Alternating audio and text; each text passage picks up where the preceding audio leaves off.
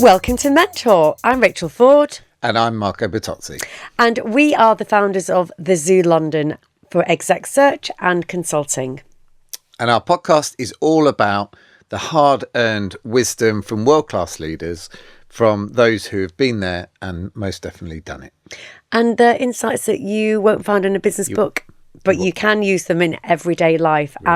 Boy, can you use the insights coming out of today's episode. We have got Stephen Miron, chairman of Global, just recent chairman, after 16 years of CEO of Global. And his stories are amazing. I mean, he's just probably one of the most well-respected and liked people in our industry, not just from business point of view, but also his little black book and the amount of celebs that he knows. We didn't ask, so many guests who have said he was a great mentor to them. Well, this is it. So we knew we had to get him on, and he doesn't disappoint. And his insights around, what was it about, preparation? Yeah, I mean, preparation stood out for me. I think there was a few things all tied up around preparation, around knowing your trade, around understanding more than just your job in whatever company you're in. I think, he talked about some really interesting things there. Yeah. And also for me, even from his first job at the TV Times, just his be curious, like his just interest in other people's jobs and asking the questions from very, very early on in his career. That whole curiousness then translating into actually just being interested in people and people, how they are.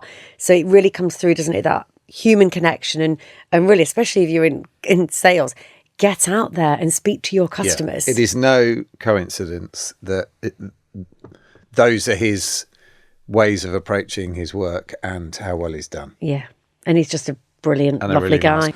Well, before that, let's have a word about our sponsors, shall we? And then we'll get him in. And so Viral Tribe, really, I mean, our journey has been one where we came into creating a podcast where we didn't have a clue, did we? Let's be honest. We did not. And Viral Tribe have been...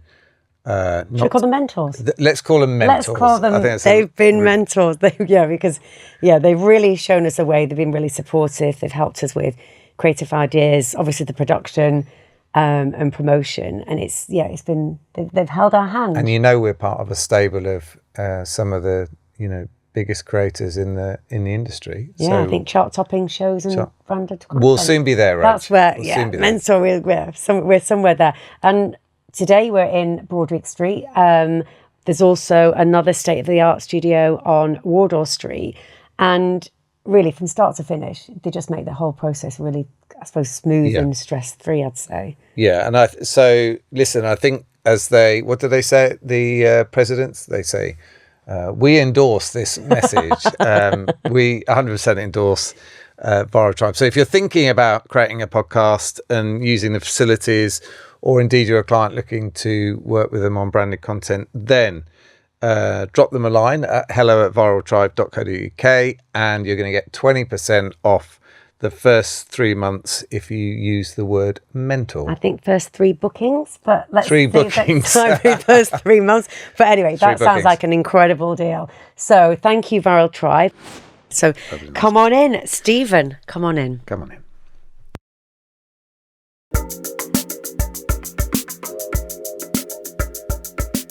So today we welcome Stephen Miron, one of the most respected and well-liked figures in British media, a leader whose career has spanned newspapers, radio and digital, and whose influence can be felt across how millions of us consume media every day.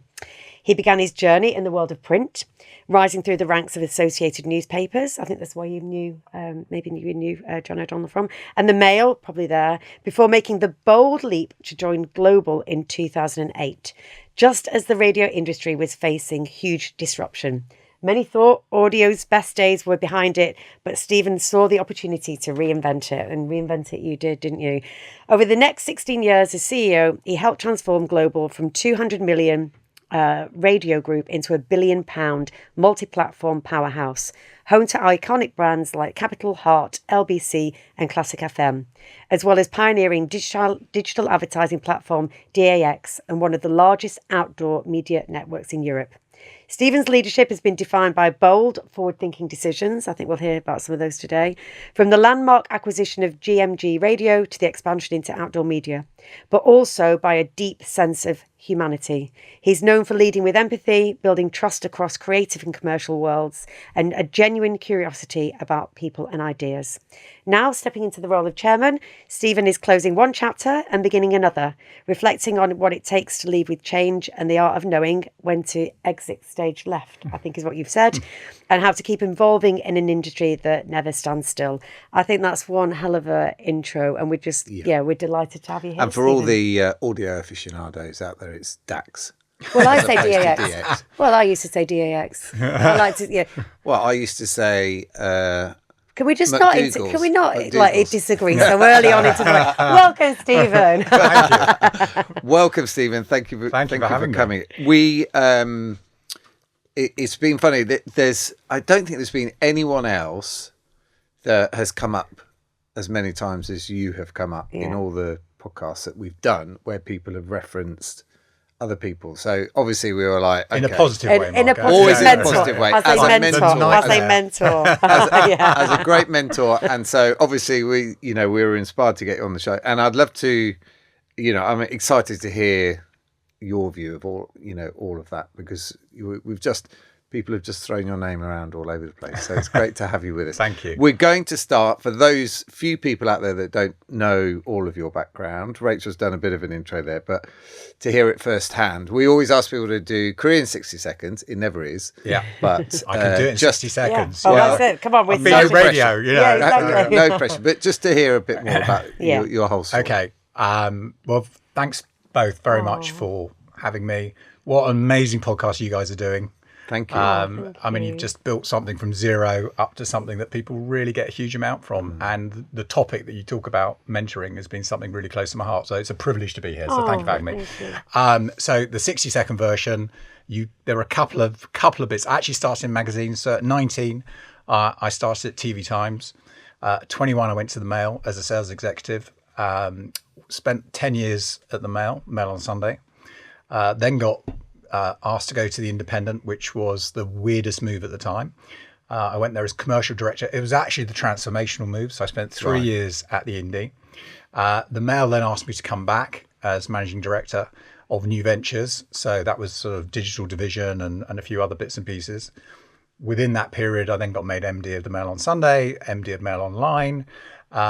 Spent a lovely 7 years there, was going to spend a lot longer there. And then this crazy opportunity came up to go to Global in 2008.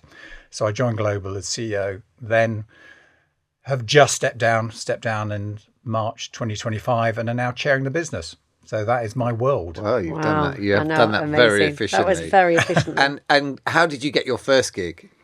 Oh my God. Well, I was sort of the first job out of school, because I wasn't bright enough to go to university. The first job out of school was actually in management training at Safeways. I was very badly behaved there. Did my utmost to probably get fired, and sort of partly succeeded. I actually resigned, but I came close to being fired. I wrote to every media company on the planet, just trying to look for a job. I knew about media because my father had been in commercial television. Right. And as much as he discouraged me from going anywhere near the media industry, there was obviously a draw and an attraction. And I remember that there was an old, Marco, Rachel, you're far too young. Marco may know this, but there was a sort of Bible called Brad at the time, which used to list all the rate cards. It was a huge book, and I literally read it from cover to cover. And sort of worked out, I wrote to every company that I could think of in Brad that I'd sort of heard of, and got into TV Times. Brad it still does. Has all the contact. Was that the thing? It had all the contact and names, it had rate cards. Yes, it had titles. Exactly. It just gave you an idea of who was there. The Bible. And so when I went for an interview at TV Times, and they said, "What do you know about the TV Times?" I literally was able to tell them rate cards, I could tell them the circulations. And I was 18, 19 years of age. So I think they were quite impressed by that.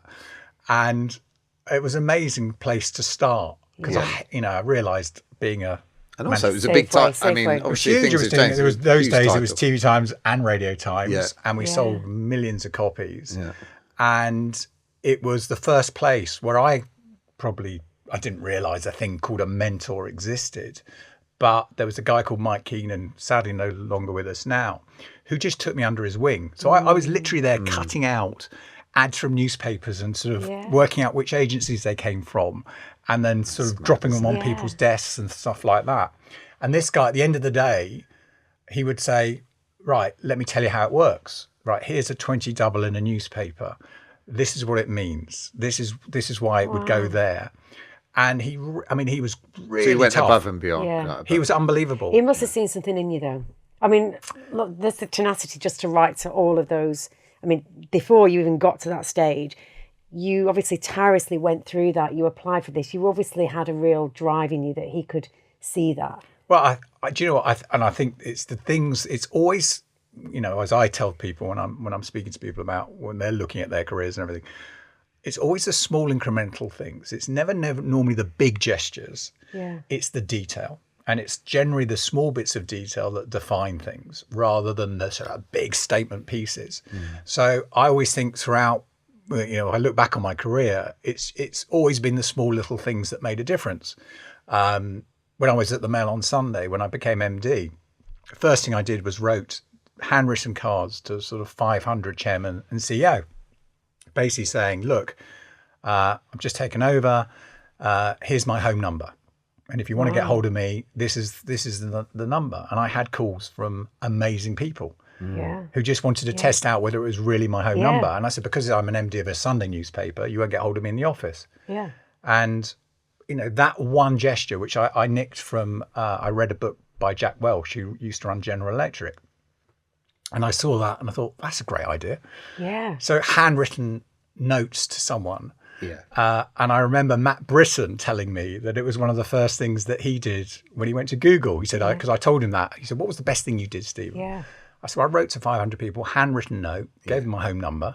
Yeah. And it was unbelievable the effect that had. Well, we just had Bruce. Yeah, we did. Recently, Bruce Daisley, who talks a lot about The workplace. the workplace, but earlier than that, sort of how to stand out, and it started with how to get a job. So and a lot of his techniques revolve around, writing to people, doing the physical, using the postal system as we boiled it down to, as a way of standing out. Yeah, it's amazing. He said, yeah, I can get you onto any desk. But again, the tenacity, I think he said about 3 letters when he, and that cut through. And I think, and so those little moments, I suppose when you look back at such an amazing career and that's still continuing, was there a pivotal moment that really did shape you, or do you think it is more in those little things that you did? Or the big move was actually going to the Independent, because the Mail on Sunday was fantastic.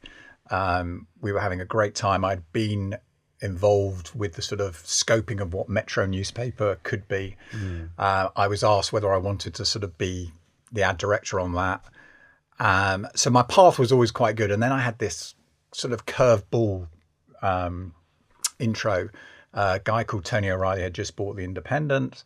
Simon Kellner, who I'd worked with at the Mail on Sunday, he was editor of Night and Day, had gone in to be editor of the Independent. And through those relationships, Simon, I think, had obviously helped sort of recommend that I should go as commercial director. And it was a really mad move in many ways, because the Independent was bottom of the pile. Yeah. It was really struggling. It just come out of a sort of, the Mirror had owned it. Yeah. But I was given a massive job, way probably beyond my competence at the time. Wow, and that sounds a bit underestimated. No, genuinely. I was sort of doing marketing. I'd never done marketing. I knew nothing about marketing. Yeah. But the great thing about it, when I reflect now, apart from the CEO was, I'd say, borderline bipolar. So I learned a lot from watching those behaviours of just, okay, this is a different experience. Yeah. But what I realised was that you could take on many things, that even though your own natural skill set probably goes, well, you don't have all the competences to do it. Ask the right questions, find great people, and then make it happen. And the thing at the indie, we were in such deep crap at the time that we had to do brave things. Yeah. And whereas at the Mail, where you were sort of in a very big, strong, comfortable organization that was still doing very, very well at the time, the indie, we had to do things that others wouldn't do, whether that was the structure of how we went about sales, whether it was how we approached marketing, whether it was just what we did in innovation. So I probably learnt so much in that period that when I went back to the Mail 3 years later, I was far better equipped than I would have been if I'd just stayed in that organisation. Did it feel a lot slower when you went back to the Mail? Yeah, a lot slower. And I've said this in a number of places. When I came, I mean, I love the Mail with every fibre of my body. And I thought that's where I would spend the rest of my career. And it was sort of, I think, quite well mapped out. What you realise when I came to Global, and then when I was asked, what's the difference? The amount of time we spent internally on the politics at the Mail. I mean, it was brutal. I mean, it was great for survival. If you weren't resilient, you would not have got through it. But in many ways, a lot of the issues that it subsequently faced were really because it was so internally focused. It didn't focus enough on the customer or the product. It focused so much, and the organisation was always set up to be in competition. Everyone was in competition with everyone. So we were all placed against each other. So board meetings were always quite exciting because it was a proper punch-up. What's going to happen today? It really was. And a lot of, some of the people who you've had on your podcast have been in the rooms. But it was fierce. And if you didn't know how to handle that, you were in deep trouble. And that's where it came back to being, as I sort of worked out, people would want to throw spears at you, particularly if you were doing well. There would always be a moment where so I spent as much time understanding everyone else's business around the table in the boardroom as I did on my own. I knew their numbers better than they knew mine. And did you prepare outside the boardroom as much as you did? Massively. I'm going to say, before you go into those situations, you've already counselled, haven't you? But again, you realise how little other people did. And again, it's that small bit of detail that I think you see in so many different facets. When I have someone in and they come to mentoring, and I'll know more about them. I'll have looked at everything about their world, their career. I'll look at videos. I'll see how they present, and I know they know 5-10% about me. That I've done a quick search, and I take the time to do that, and I've always taken the time to do that, and it never ceases to surprise me how little work people do in preparing for things. Well, it's so easy to run around, isn't it? And you sort of dive into meetings and you think, well, I've made it to the board, so now I can just walk in and be part of it. But actually, as you say, well, it's no coincidence that you behave like that and you progress in your careers. I mean, these things are all But I think related. people, a lot of the questions people ask as they get more senior is all about stakeholder management. Sort of when you get to that level of, right, how do I then either stay in my job or get it even further up the tree? The naivety and the emotional intelligence and lack of that people have often differentiates those that really do well and those that just sort of either stay static or then fall off. And do you think you've just always been very curious as well, though? You are very much, I think you want to understand people, and you're a brilliant person, and you're a great leader. Is it you're just really interested? I love people. I've always loved people. So I'd say the number one thing that, I don't know where it was ingrained from early on, but networking, meeting people. So I always thought that, I can get to most people. I had no fear of people. And I think, again, a lot of people, particularly on the sales side, when people, on the agency side, you sat there, and certainly back in the day when I used to go in and into people Saatchi's, come to you. People come to you. Go on then, sell me your wares. And that's why it's always hard for agencies people to make the transition to sales side. Back in the day, I think in sales guys, you used to go in and you literally you had to just be confident enough to not be afraid of people. And there were some very strong characters back in the day, particularly back in Saatchi's days. There were some fierce individuals who wanted to see you squirm. And that having no fear of anyone. Right. And just being who you are, treating everyone with respect, doesn't matter who they are or what they are, but also not being afraid of really grown up. So I remember when I had my interview for the Mail on Sunday, Guy Zitter, who was then the ad manager, when I went for the interview, he said, and I was at TV Times, and he said, well, who do you know? And I said, well, what do you mean? He said, well, I was one of the agencies that I looked after was Gold Greenest Trot. He said, well, who do you know there? I said, well, Mike Gold, Mike Greenest, Dave Trott. He said, don't be stupid. And I was like, I just found it really weird that he'd even say that. Yeah. I said, right. So picks up the phone. Phone's Goldie. I'm sitting with a bloke. It's maybe a very quick call. And obviously says, right, he's from the TV Times. Oh, that'd be Stephen Miron. Oh, you know him then.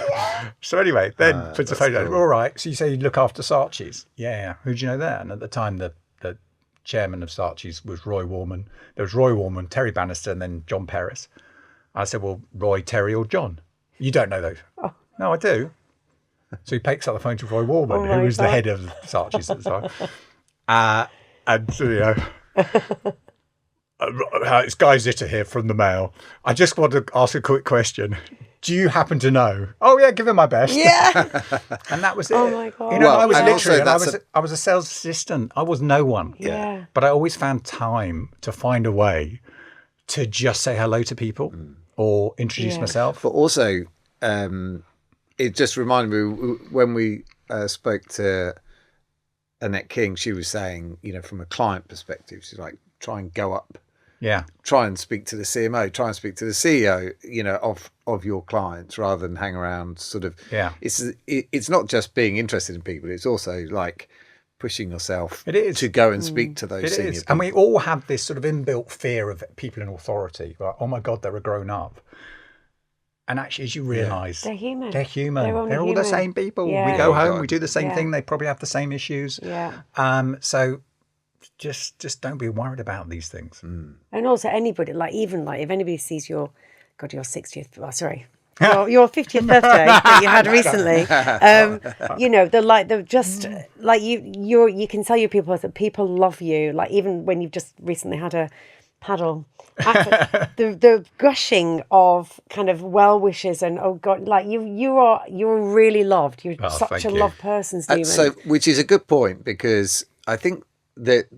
How do you manage that balance? Because you obviously to do that you need a bit of empathy and you need to be authentic to yourself. And how do you then balance sort of however you want to talk about it, tough leadership, the tough decisions, the cracking the whip, holding the high standards, and those sort of relationships and.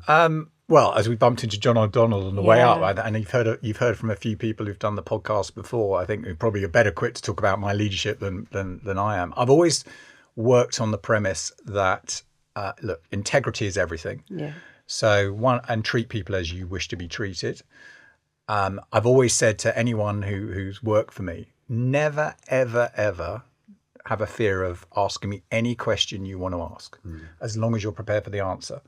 So, if you want to know how your career is going, fine, but it may not be how, as long as you're happy to have the response, which is, look, I'm not sure it's going to be the long term here or whatever it may be. So I've always felt really comfortable. I mean, one of the always standing jokes has been, I've always quite enjoyed confrontation.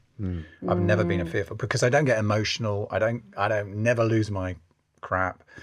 I don't have any issue with it, having very difficult conversations on any front. Can I just say, I feel like the most toxic people in work are conflict avoiders. Yes. Yeah. Because you're absolutely right. So much, it does. It creates so much swirl just to avoid the difficult conversations. Yeah. So I would like to think that authenticity of, I know if someone sits with me and says, can we have a chat? Yeah. They will know from me 100%. You'll talk it straight. You'll say it straight, won't you? It is. Yeah. And when it's good, you tell it it's great. And when it's not good, you've also got to be happy to say it's not good enough, guys. And we need to raise our game and explain why. And be prepared to be in there with them doing it as well. I think, again, it's one of those things that no one really tells you how to do it. When you're leading people and teams and companies and organizations, you sort of look around and you try and get inspiration from all sorts of things. But you end up your own personal brand or whatever it is that you may judge yourself by I always think you have to keep looking yourself in the mirror going, okay, am I doing what I feel is the right thing to do? Yeah. Am I proud of what I'm doing? Yeah. And open to feedback yourself as well. It's like, look, Absolutely, give it, 100%. And allowing people to say, you know what, I don't think you handle that right. Yeah. And them not being fearful of giving you that feedback. Yeah. Because, again, you don't get it all right. There are lots of things you get wrong. And you need people around you who are comfortable enough to say it without thinking, well, if I tell him that, I'm going to get fired. Yeah. Well, it's that psychological, we've talked about it before, psychological safety, that actually if you can create a culture of feedback and unfeelfulness, and also you're making me think about, because you're good about, you will give feedback. You give me feedback, don't you, Marco? But I'm thinking about it's a bit like, actually, like you say, the most toxic people are the ones that just let it fester.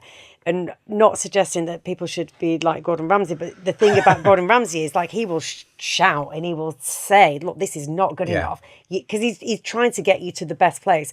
And then the minute then he actually gives some praise, people are like, oh, right. So it's also that part that if you get praise, that's so, thanks, Marco. When Marco gives you praise, I know that's proper praise. And then, but I'm still waiting.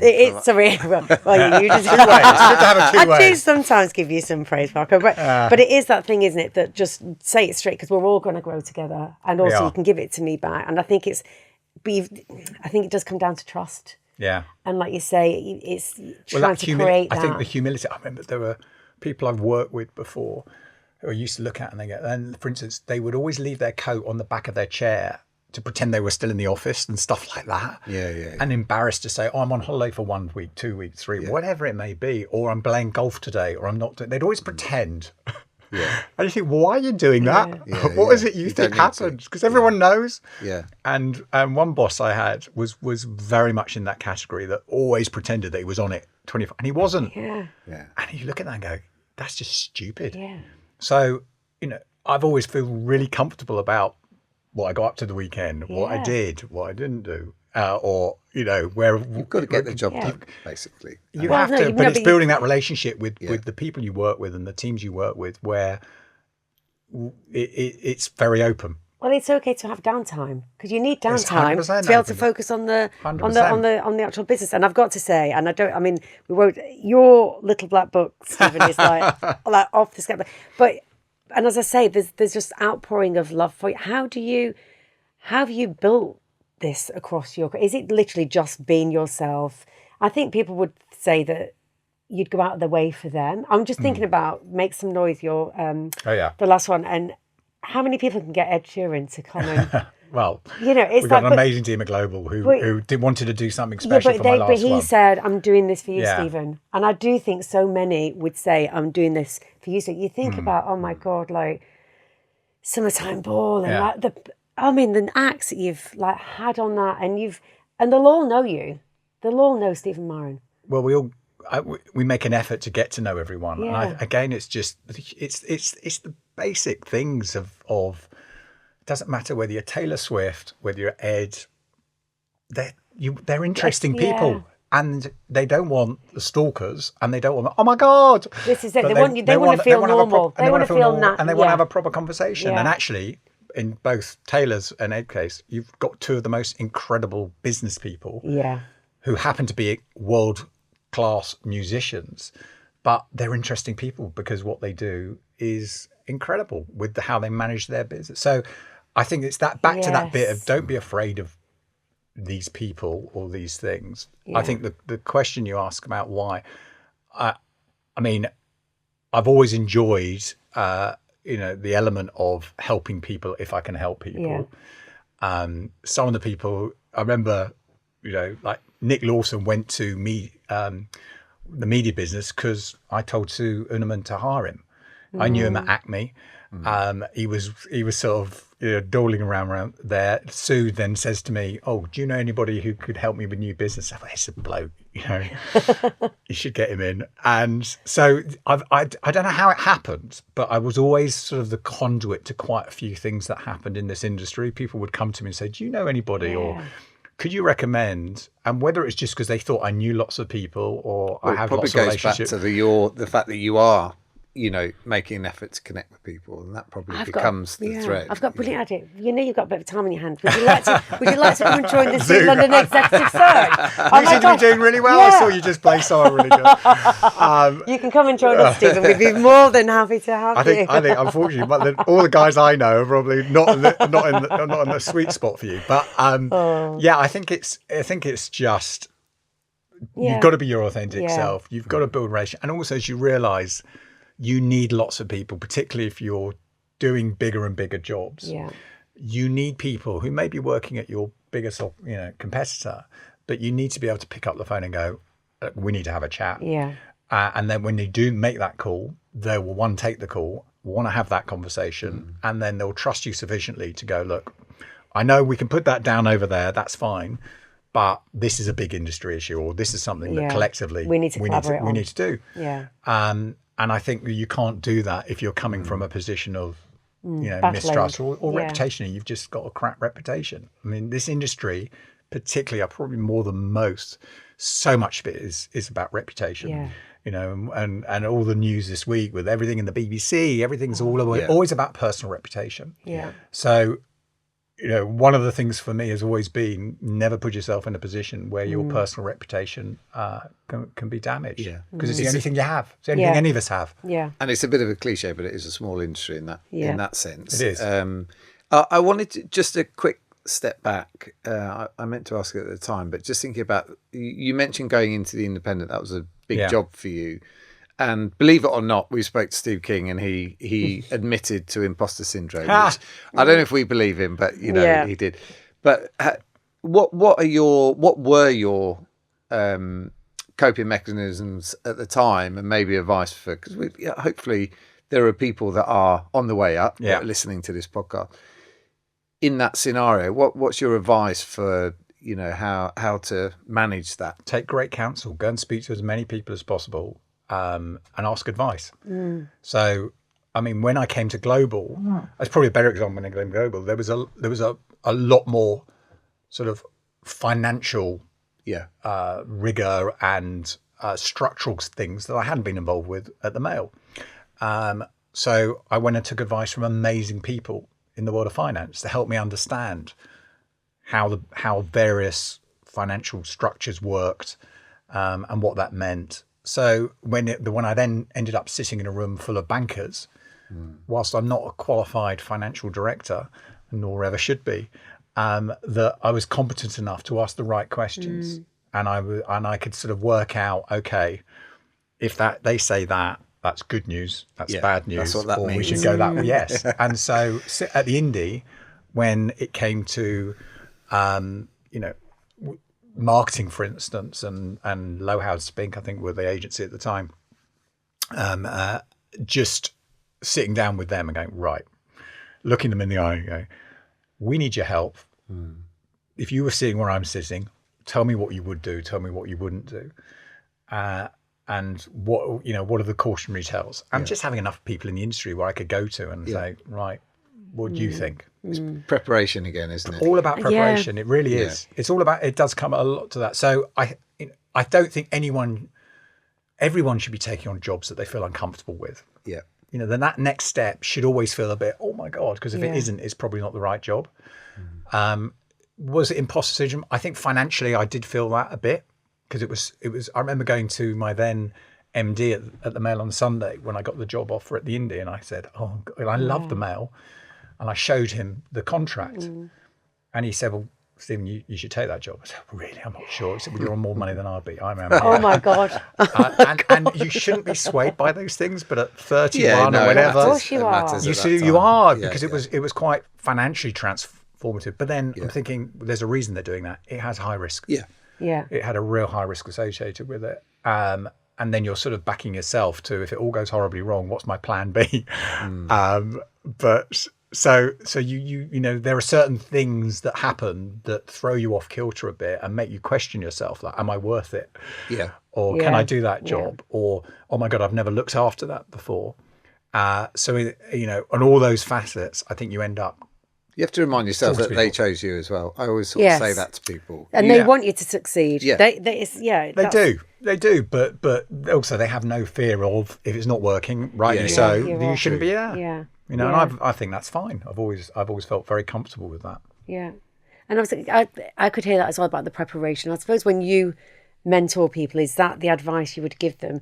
Always be on top of your numbers, no more than the other person that you set up as at the room. Is that what you always look for when you were building teams? Definitely to understand more, understand how everything works. Yeah. So So whilst you sit in a box marked, I'm a digital marketing, but understand how the whole business works. Go and spend time. I look back at TV Times, I was 19 years of age. I was a sales assistant, just there to do whatever. I would wander around.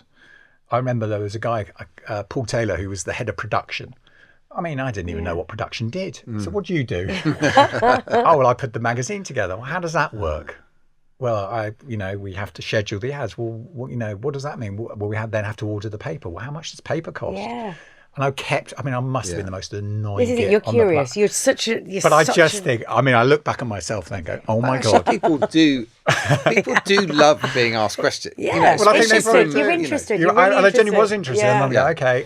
And so knowing how the constituent parts works makes a big difference. So to the people that I've ended up mentoring, whether they're from the Global Academy looking at their first jobs through to CMOs looking to be CEOs, through the amazing work that Sherilyn Shackle does at the Marketing Academy and the Marketing Fellowship, everyone's it's the same stuff. It just may be they're at that stage on the line and the others are at that stage on the line. And then at that stage on the line, generally, it's about really understanding what your skill set is. And a lot of people don't really understand what their skill set is because no one's really been honest enough with them to go, you should, you shouldn't, you will, you won't. And everyone has this sort of aspiration that I've only succeeded if I've then become the CEO, which is crap. Not everyone is meant to be a CEO of an organization. And having that hard conversation with some people, is tough. But I've always taken the view, well, you should hear it from me because I'm not going to pretend to you. Otherwise. This is that honest feedback, though, isn't it? I mean, I think when we talk to people that have had careers like yours, I think it's been some time since they've been the mentee and not the mentor. But if you look back, obviously you talked about your sort of TV Times days. Have you had sort of people that you've gone to regularly over time when you were getting those big jobs? Well, each of the jobs, I mean, internally I've had amazing people. So Mike at the TV Times, I'd say Guy Zitter was brilliant in my early days at the Mail on Sunday. Then Simon Barnes was world-class person. Didn't fulfill his career that he should have done in many ways, but was incredible. I learned so much from Simon about management of numbers and detail and what to focus on. At the Mail on Sunday, Murdoch McLennan was amazing. And interestingly, at Global, even though I came in as sort of group CEO, and Ashley Tabor-King, who owns the business, and I was there to support Ash. I learned so much from Ash, even though he was much younger than me. His just relentless passion, vision, attention for detail, and no fear. I mean, if you look at some of the bravest things that we've been involved with have happened at Global, is because Ash has just gone, no, we're going to do this. I mean, that sent shockwaves when you the got into the outdoor piece. Incredible. But, incredible. And it wouldn't have happened in a public company in the way that we could do it, particularly the sort of final piece of the jigsaw, because it only made sense from a strategic perspective to have scale. What we learned at Global over the years, and I think is a fair truth in this industry today, that unless you have scale, it's hard. So we had a festivals business that we had acquired a few years prior to that. We didn't have scale. We came out of it. So when we looked at outdoor, we said it was only going to work if we have scales, which meant buying companies, but without any of the other companies knowing we were buying them. So I ended up, we basically were running 3 teams across 3 different acquisitions all at the same time. Wow. The final piece of the jigsaw, which was buying Exterion, we met the management team at 2:00 on a Wednesday afternoon, and we completed on Friday of that week. Wow. And that was, just under 500 million I was going to acquisition. say, what was that worth? Bloody hell. Ocean had thought they'd bought it. at the time. We got in under the radar, and that piece of it was the critical piece because it gave us the same market share that JCDecaux had in the UK. So without it, we would have been really a sort of distant number 3. So it was such a critical piece to it, which meant we had to move fast. You had to do things you wouldn't naturally do in a normal M&A process. But it must be very exciting. It was brilliant. I'm going to say really exciting. And all that you've done since you've been there with Ashley. And when I said at the beginning, you need to know when to exit stage left. And I love the fact it's a stage. Of course, it's a stage. What kind of how did you know this was the time? And also, how did that make you feel? Like how it was just, well, you're still chairman, so now you can just basically be completely involved, but actually with none of the responsibility of the rest of the board. But what made you want to exit stage left at this time? So I'm a typical Taurian, so I'm very stubborn. Oh, I'm a Taurian. Are you? I knew I liked you. So as a typical Taurian, you may have this same part. Very stubborn. So when I went to Global in 2008, I always said I'd finish in 2025 because I was going to be 60 in 2025. And at that point, you're supposed to say, no, you don't look... I was going to say, well, I've already said it was your 50th. I've already said... Sorry. I was looking thinking... Where were the podcast cues? That was the first... Exactly. Yeah, you're 50th. This, it went better 50, at your 50th, yes. Anyway, I always said I was going to finish at 60. And I've looked at too many organisations where people overstay their welcome. And I think that as much as I had the best job in the planet, I loved my job, there's never going to be a good time to go. And there was never going to be a time I really wanted to go. So in my head, I had to plan for that. Yeah. And that was always the conversation. Yeah. And as much as over the years, Ash and I would have these quite amusing conversations about, it's still going to be 2025. Yeah. 100%. So we started the planning 2.5 years out That's good. of succession and what that was going to look like. We were so fortunate to find an amazing person in Simon Pitts. Yes. And he is wonderful and just so delighted that he's come in.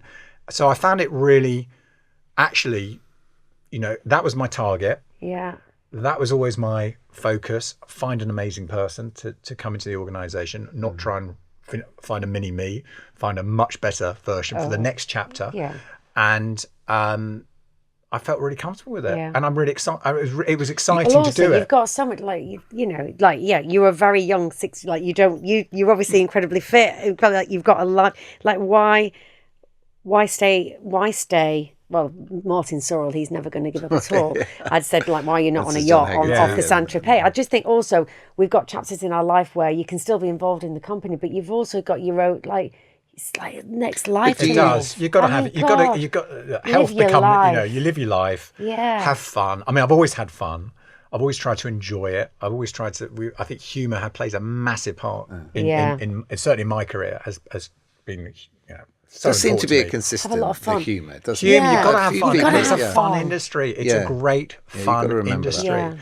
So never lose that part. And you work hard, you get the benefits of working hard, and then you've got decisions to make. Yeah. And actually, I want to be the best chair I can possibly be. Yeah. I want to really, really, really be great chair. I'm loving it because it's a whole different skill set for me. And you do have to step back. I have to pull myself back from my natural temptation to go, the answer is. Yeah. And back to, and it is the ultimate mentorship. When you actually look at it, when I look at my career in a full circle, and I look at all the things I've done that I've loved doing, the actual joy of chairing a business and having meetings with people, and I've got a whole program of people who is all about mentorship.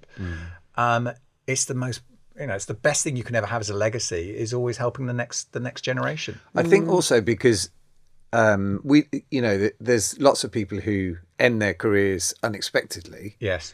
And it's a bit of a shock, and suddenly there's a sense of sort of loss of identity. Yeah, I was this, and that's what I've always been. Very true. And then suddenly I'm not. Yeah, I think because you've had this long time plan, you've obviously come to terms with, and you're still involved, but it is a different a different role. You've obviously come to terms with that and quite happy. And like this week, there was the sad news of Denise Turner Oh gosh, passing. yeah. I know. And it's a reminder, it is a It reminder is, that and what an amazing lady. you've got I know, to make the most of the only life we've got, haven't we? But I think, you can see it, as I say, if anybody does follow your Instagram. I mean, my God, you have the life. You have the life. I have a life. You have an amazing I'm very life. lucky. And we speak to consultants every day where, like you say, suddenly you've planned your exit, but people who haven't planned their exit, I always say to them, look, we've got 2 lives, and our second life begins the moment we realise we only have one. Yeah. And actually, in adversity comes opportunity, and I think that's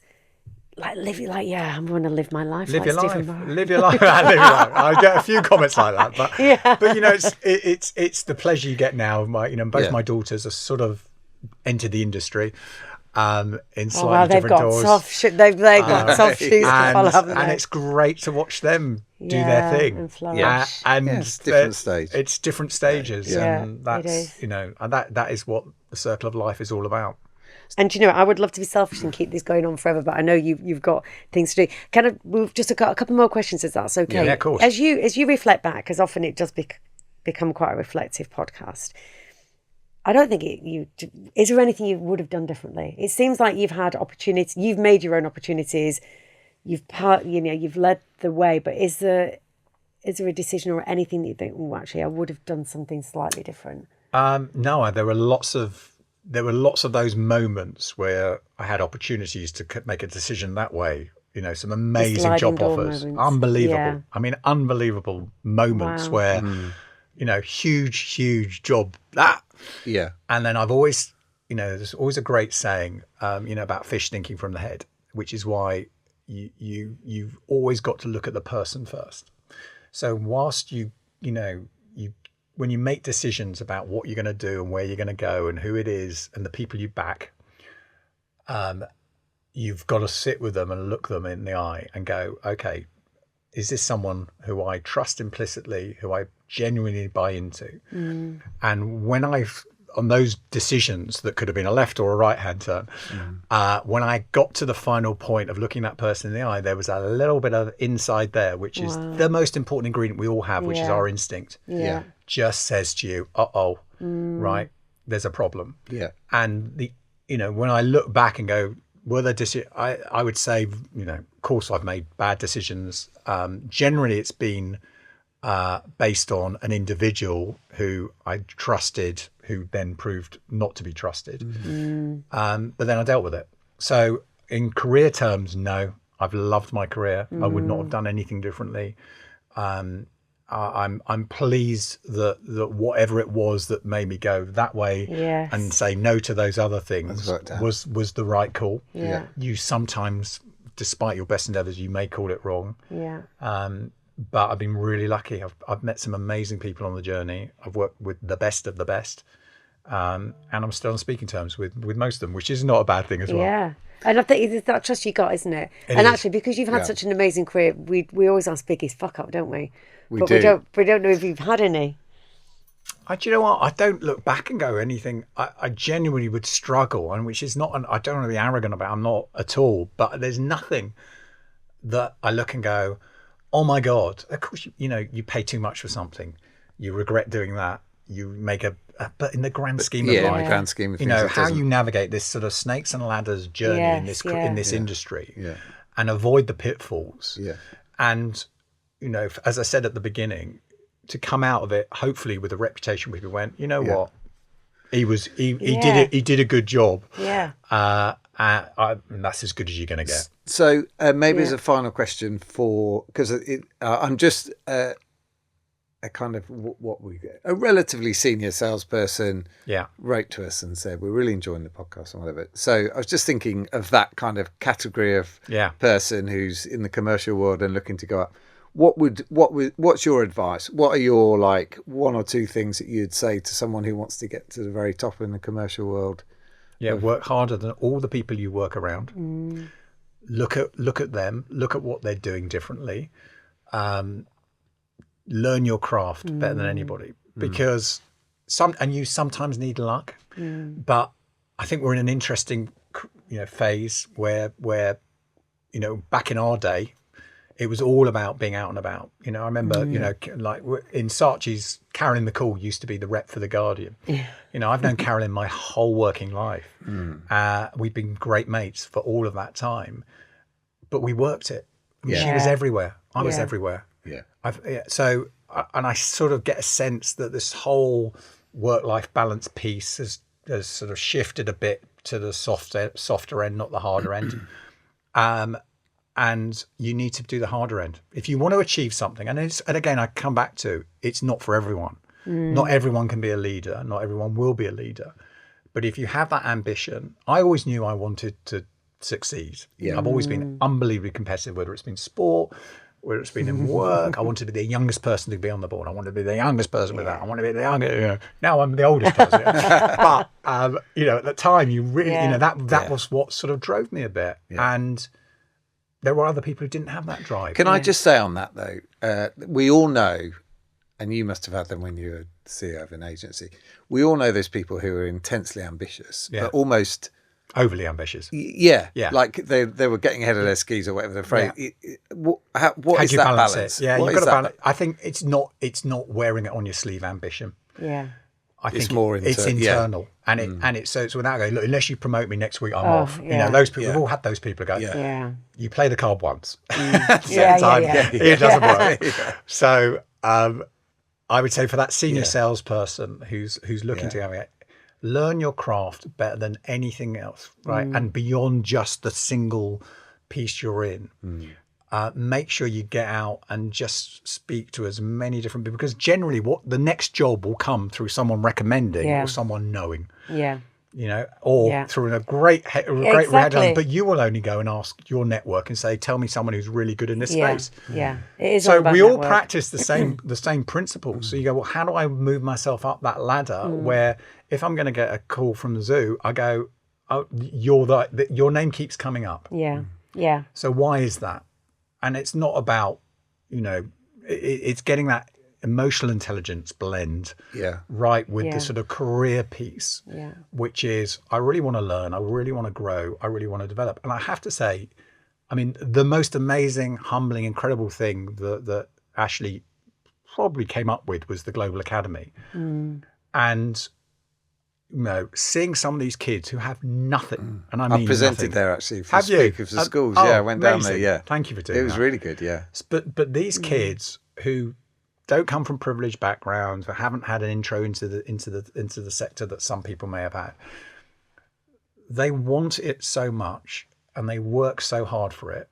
And which whenever I do speakers for schools and people go, well, how do I get to be like you? Well, anything is achievable, but anything is achievable. It really is. It doesn't matter where you've come from. You do have to work. But you've got to work. Can't get away from hard work. You can't get work from it. But it's hard work. But I would say it's being smart about how you do the hard work. Yeah. Yeah. Yeah. It's not just for the sake and like, you know, there was a kid at the academy. I gave a speech at the academy, and there was one kid, Ronnie, wonderful guy. I'm sure he'll end up following this, and he just sent me a note afterwards. Can I come and have a chat? I said, of course. So he came in, and then he was helping doing some social content for an estate agency. And I said, anytime you want to have a chat, just come and have a chat. Yeah. And it honestly, that I get so much pleasure from him going, right, he's now launched his own little business. He's doing this and doing that. And that tells, I think, me everything about how this all works. Yeah. Which is, none of us were gifted anything on a plate. It really doesn't happen. You do need sometimes a bit of luck where it's like, okay, I met someone great who just backed me. But you can also find you can wheedle those things out, and you can find that. And so to that senior salesperson, also look for a great mentor, look around and go, look, would there be someone prepared to have a cup of tea with you who's been there and done it? And just get in touch. Get in touch. And what's the worst things are going to happen? No, bog off. Yeah. I mean, that's the worst thing that's going to happen. Yeah. But there'll be someone else. Yeah. Tenacity and human connection. I think that's and it. Curiosity. A curiosity. And curiosity. Yeah, it's honestly. We could actually sit here. Oh, easy. We could sit here all morning. But yeah, we do. You've got places to go. People to meet. You've got you're a busy man. You're a very busy man. But Stephen, do you know what? We knew. Well, as I said, you were the one that's at the top of everybody's mind when it comes to mentorship. You've given so much to our industry and continue to do, and we just. Delighted that you spent Thank you all you're doing on this. Thank you very much. Thank you for having me. Thank you very much.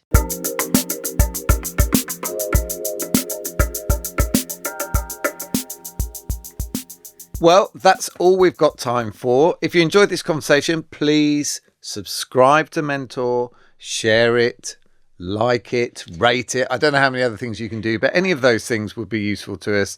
And share it with someone who is navigating their career and help them along the way. Yeah, and if you do need a little bit more wisdom and talent in your business, please do be sure to come and speak to the TheZoo.London for exec search and consulting. And we'd just like to thank our producers, Viral Tribe Entertainment. They are our mentors on every single podcast. So thank you to them. And don't forget to follow us on Apple Podcasts and Spotify. And join us next time for more pearls of wisdom on Mentor. Mentor.